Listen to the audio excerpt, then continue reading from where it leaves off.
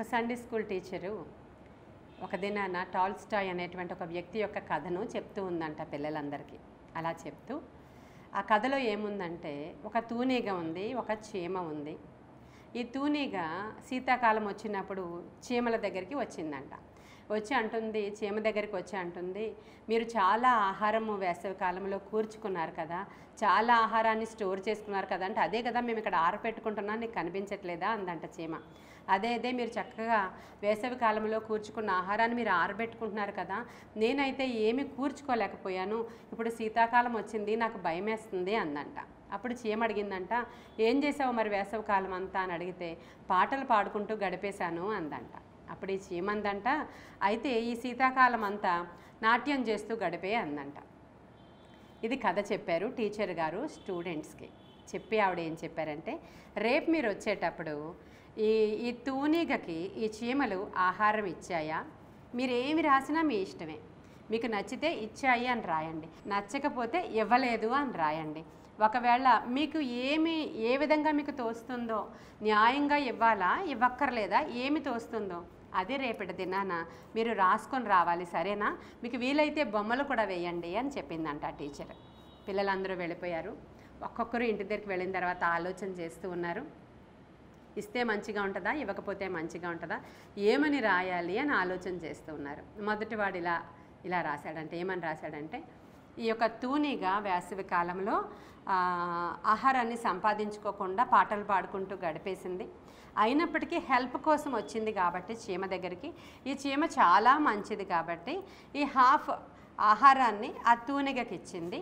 అప్పుడు ఆ శీతాకాలం గడిచే వరకు తూనీగా బ్రతికింది, ఈ యొక్క చీమ బ్రతికింది. కాబట్టి ఇద్దరూ బ్రతికారు. ఇలాగ ఇద్దరూ బ్రతకడం ద్వారా హెల్పింగ్ నేచర్ రావడం ద్వారా ఇలా మంచిగా ఉంటుంది అని ఆయన రాశాడంట. రెండవ వాడు ఇలా రాస్తున్నాడు, కష్టపడి సంపాదించింది చీమ కాబట్టి కష్టం ఏమీ కూడా ఇంకొకరికి ఇచ్చేయలేం కాబట్టి ఆ చీమ ఈ యొక్క తూనిగకి ఆహారం పెట్టలేదు.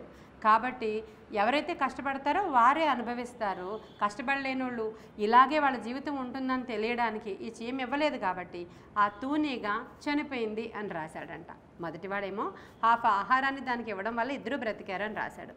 రెండవ వాడేమో ఈ తూనీగా అది న్యాయంగా వెళ్ళలేదు కాబట్టి, కూర్చుకోలేదు ఆహారాన్ని కాబట్టి, చీమ ఇవ్వలేదు కాబట్టి అది చచ్చిపోయింది అని రాశాడంట. ఇంకా మూడవ వాడి పేరు జాన్. ఈ జాన్ రాసినటువంటి విషయాన్ని చూసి టీచర్ చాలా ఆశ్చర్యపోయిందంట. చాలా ఆశ్చర్యపోయి ఇంటికి ఫోన్ చేసి వాళ్ళ మదర్తో మాట్లాడుతుంది. ఏమనంటే, జాన్ ఏం రాశాడో తెలుసా అని చెప్పి. ఆయన ఏం రాశాడంటే, చీమ చాలా ఆహారాన్ని కూర్చుకుంది, అది కేవలం ఈ శీతాకాలానికి మాత్రం ఒక్క వ్యక్తికి సరిపడా ఆహారమే, అది దానికి సరిపడా కూర్చుకుంది. అయితే ఈ తూనీగ వచ్చి హెల్ప్ అడిగింది, అది శ్రమలో ఉంది, కష్టంలో ఉంది, వేదనలో ఉంది. కాబట్టి అడిగినప్పుడు ఈ చీమ చెప్పింది, సరే అయితే నువ్వు నాకు సహాయం కోసం అడిగావు, ఇప్పుడు వెళ్ళి నీవు కూర్చుకోలేవు, అలా అని సగం చేస్తే ఇద్దరము కూడా సగకాలం తర్వాత చనిపోతాం, కాబట్టి నా ఆహారం అంతా నువ్వు తీసుకో, నువ్వు బ్రతుకు, నేను చనిపోయినా పర్వాలేదు అని చెప్పి ఈ చీమ తన ఆహారం అంతా తూనీగకి ఇచ్చేసింది. అప్పుడు చీమ చనిపోయింది తూనీగ కొరకు, ఆ తూనీగ బ్రతికింది అని రాసి బొమ్మలు ఏమన్నారు కదా టీచరు, 3 సిలువ గుర్తులు వేశాడంట. యేసుక్రీస్తు ప్రభువారే మనల్ని ప్రేమించి మన కొరకు ప్రాణమిచ్చి ఆయన మరణించాడు అనేటువంటి విషయాన్ని వాడు ఆ బొమ్మల రూపంలో తెలియజేశాడంట. ప్రియమైన దేవుని బిడ్డలారా, నిజమే కదా. నిన్ను నన్ను బ్రతికించడానికి, అంధకార సంబంధమైన రాజ్యములో నుంచి దేవుడు మనల్ని విడిపించడానికి ఆయన ప్రాణములు సహితము ధారగా మన కొరకు అర్పించి మనల్ని జీవింపచేస్తే ఈరోజు రక్షణ భాగ్యం చాలామందికి తెలియదండి. రక్షణ ఉచితం కదా, ఉచితంగా వచ్చిన దేని విలువ ఎవరికి తెలియదులేండి. ఏదైనా వెల పెట్టి కొనుక్కుంటే అమ్మో అని దాచుకుంటారు. ఎవరైనా ఇస్తే వాళ్ళు ఏమంటారో తెలుసా, వాళ్ళకి ఎక్కువైపోయింది కాబట్టి మాకు ఇచ్చారు అంటారు. వాళ్ళకి ఎవరో ఇచ్చుంటారు అందుకే మనకి ఇచ్చారు అంటూ ఉంటారు. ఇలా చాలా సందర్భాలలో మన ప్రభువు యొక్క ప్రేమను కూడా అలాగే తోలనాడుతున్నారు. ఆయనే మొదట మనల్ని ప్రేమించారు కదా. చూడండి, 1వ యోహానుకు రాసిన పత్రిక 4:12 దేవుడే మనలను ప్రేమించి మన పాపములకు ప్రాయశ్చిత్తమై ఉండుటకు తన కుమారుని పంపెను. దేవుడు మనలను ఇలాగూ ప్రేమింపగా మనము ఒకరినొకడు ప్రేమింపబద్దులమై ఉన్నాము. మనము ఒకరినొకడు ప్రేమించిన ఎడల దేవుడు మన యందు నిలిచియుండును. ఇలాంటి ప్రేమ మనలో కూడా రావాలి. అనేకుల కొరకు మనం ప్రార్థించాలి, అనేకుల కొరకు మనం ప్రయాసపడాలి, అనేకుల రక్షణ కొరకు మనం ఉపవాసం ఉండి ప్రార్థించాలి. అంతే తప్ప మీరు దేవుణ్ణి నమ్ముకోండి, మీకు అన్నీ వచ్చేస్తాయి, మీరు సరైన బట్టలు వేసుకొని రండి, మీరు చలి కాచుకోవడానికి ఇదిగో దుప్పటి కొనుక్కోండి కాదు. కానీ యాకోబు రాసిన పత్రికలో అలా చెప్తే ఎవడో మారడు. నీవు ఇచ్చి ప్రేమ చూపించు, నీకు కలిగినది నీవు పంచి ప్రేమ చూపించు. నీ ప్రేమ చేత అనేకులను దేవుని ప్రేమ రుచి చూచేటట్లు నీవు చేయగలవా అనేవి మన ముందరున్నటువంటి ఛాలెంజెస్. ముఖ్యంగా క్రైస్తవులతో నేను మాట్లాడుతూ ఉన్నాను. ఇలాంటి విషయాలని మనకి అర్థం కాదు, మనకి రావవి.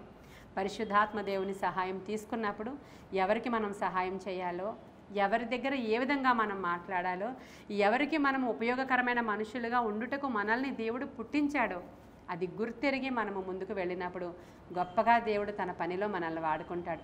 ఇట్టి కృప వినుచున్న మీ అందరికీ దేవుడు ఇవ్వాలని, ప్రతిఫలము కూడా దేవుడిచ్చి మిమ్మల్ని ఆశీర్వదించాలని కృపగల హస్తానికి మనందరినీ అప్పగించుకుంటూ ఈ కొన్ని మాటలు దేవుడు మన వినికిడిలో దీవించునుగాక. ఆమేన్.